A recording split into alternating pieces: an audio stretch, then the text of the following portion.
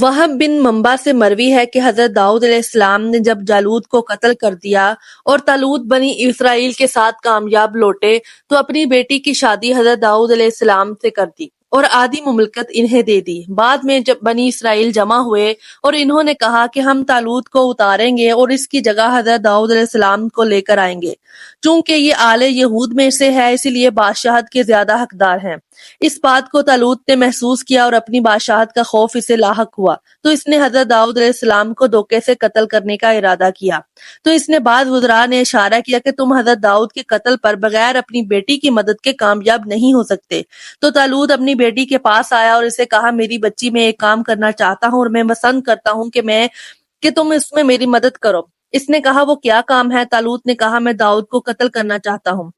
اس نے لوگوں کو میرے خلاف کر دیا ہے۔ تو اس کی بیٹی نے کہا، داؤد بہت بہادر اور طاقتور شخص ہے اور غصے والا ہے، اگر آپ اسے قتل نہ کر سکے تو میں آپ کی جان پر مامون نہیں ہوں، اور کامیاب ہو گیا تو آپ کو قتل کر دے گا، اور جب آپ اللہ کے سامنے جاؤ گے تو خود اپنے قاتل اور داؤد کے قتل کو حلال سمجھنے والے ہوگے۔ اور مجھے حیرت ہے کہ آپ ایک متحمل مزاج اور درست رائے والے شخص ہیں اور اتنی نیچ سوچ کیسے رکھ سکتے ہیں، اور یہ ترکیب انتہائی کمزور ہے داؤد سے آگے بڑھنے کی، حالانکہ آپ جانتے ہیں کہ داؤد اہل زمین میں سب سے زیادہ بہادر اور موت کے سامنے اور زیادہ بہادر ہوتا ہے۔ تو طالوت نے کہا کہ میں نے آج تک اپنے شوہر کے فتنہ میں مبتلا کسی عورت کی بات نہیں سنی کہ جسے اس کے شوہر کی محبت نے اپنے باپ کی بات ماننے اور نصیحت سننے سے روک دیا ہو، اور یہ بات سمجھ لو کہ میں تمہیں اس بارے میں اس وقت تک نہیں چھوڑوں گا یہاں تک کہ تم مجھے اس کی کمر توڑنے کا موقع فراہم کر دو، ورنہ پھر میں خود تمہیں قتل کر دوں گا یا تم اسے قتل کر دو۔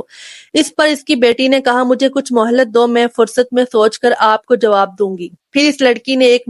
مشکیزہ لیا اور اسے شراب سے بھر لیا اور اس میں مشک و عنبر کی خوشبو ڈال دی، پھر اس مشکیزے کو حضرت داؤد کے بستر پر لٹا کر اس پر لحاف ڈال دیا اور یہ ظاہر کیا کہ یہ حضرت داؤد علیہ السلام سو رہے ہیں، اور اس بات کو حضرت داؤد علیہ السلام کے گوش گزار دی۔ پھر اپنے باپ طالوت کو خبر کر دی کہ جاؤ اور حضرت داؤد کو قتل کر دو۔ طالوت گھر میں داخل ہوا تو بیٹی نے کہا، جاؤ، وہ رہا داؤد، اب تم جانو اور وہ جانے۔ تو طالوت نے اندازے سے دل کی جگہ پر تلوار رکھ کر اسے زور سے دبایا اور اسے پار کر دیا، اس سے شراب نکل کر بہہ پڑی اور گھر میں مشک و عنبر کی خوشبو پھیل گئی۔ تو طالوت نے کہا کہ داؤد تو مرنے کے بعد بھی اتنی خوشبودار ہے،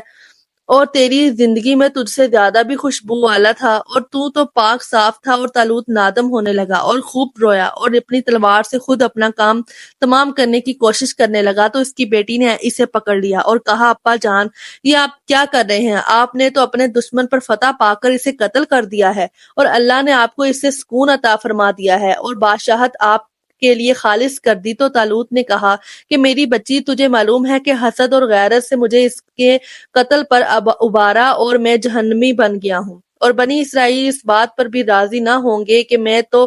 خود اپنا قاتل ہوں۔ تو بیٹی نے کہا کہ ابا جان، اگر آپ نے داؤد کو قتل نہ کیا ہو تو کیا آپ خوش ہوں گے؟ اس نے کہا، ہاں۔ تو اس نے حضرت داؤد علیہ السلام کو گھر میں سے نکالا اور کہا کہ ابا جان،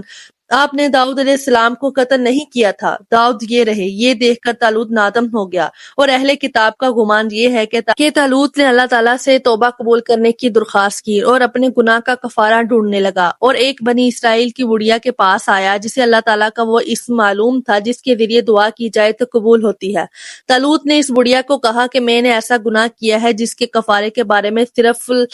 یسیع بتا سکتا ہے، کیا مجھے تم اس کی قبر پر لے چلو گی اور وہاں جا کر دعا کرو کہ اللہ تعالیٰ اسے دوبارہ زندہ کر دے تاکہ وہ مجھے میرے گناہ کا کفارہ بنا دے۔